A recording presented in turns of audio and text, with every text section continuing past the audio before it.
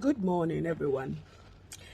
When you sleep and you dream, don't joke with a dream. Oni pebi awoda na usundaya. Don't joke with a dream because Bible says that when we sleep, we are like the dead. But our spirits, they could go out and linger around and experience stuffs in the realms of the spirit, in the spiritual world. So dreams are like windows or a door that give you access into things that are happening spiritually. And that is my understanding of dreams. And so when you dream and you wake up and you're able to remember the things your spirit has experienced, don't joke with them. So I woke up this morning with a dream, and this is about the third time I'm seeing this thing, and I want to share with everyone because I just can't shake it off. My friends, something is coming. Something is coming. I know you've heard many times that Jesus is coming, and you've heard a lot about the coming of Jesus Christ. Don't joke with it. Something is coming.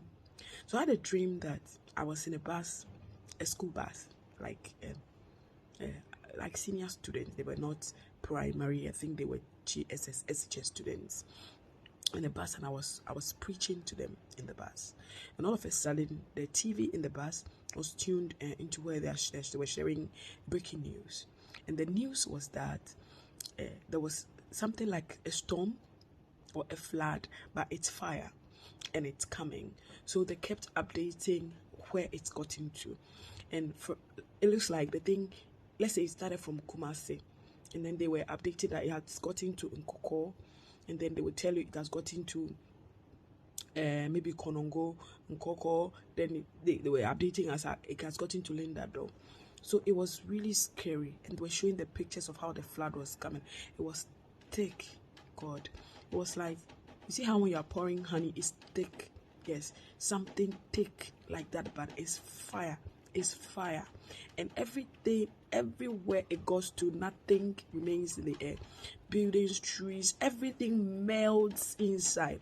I've seen how volcanoes behave in on TV. I've not seen one physically, but on TV it looks like something like that. So the fire was just flowing and coming, and they were updating on the TV. So I remember that I dropped my case earlier at school. So I was looking at the time so that I would go rush and go and pick them. Just when that thought hit my mind, they announced again that the flood has got into that area where my case school are.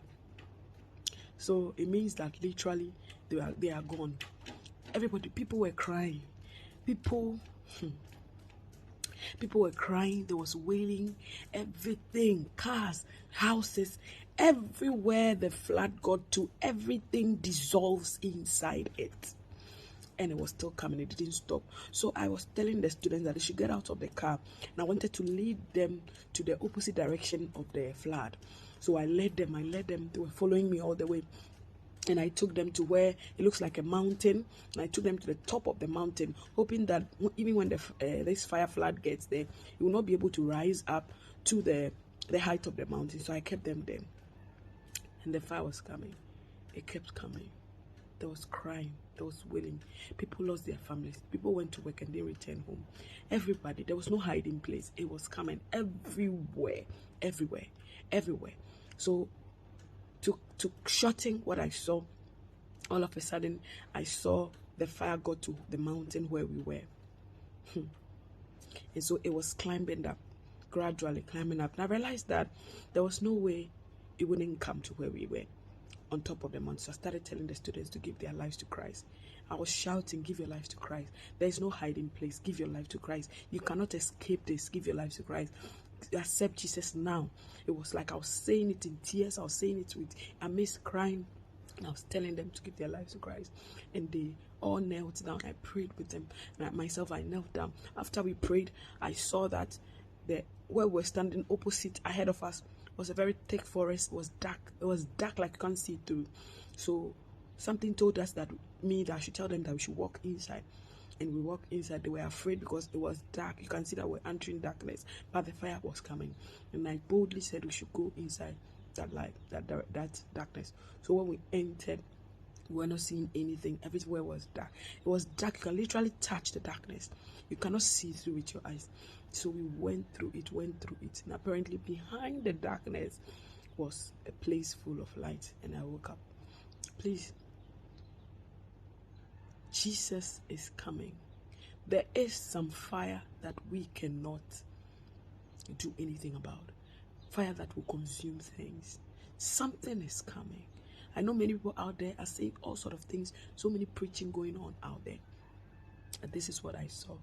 I don't know what it means to you, but let that last statement, the thing that I said to the students, that give your life to Christ, and I prayed with them. That is the only advice that I will share with you. I'll pick from the dream and say, give your life to Christ, surrender to Him, kneel down, pray, and accept Him.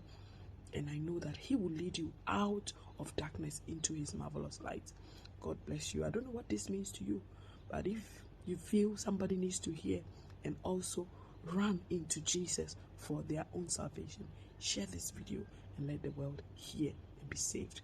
God bless you.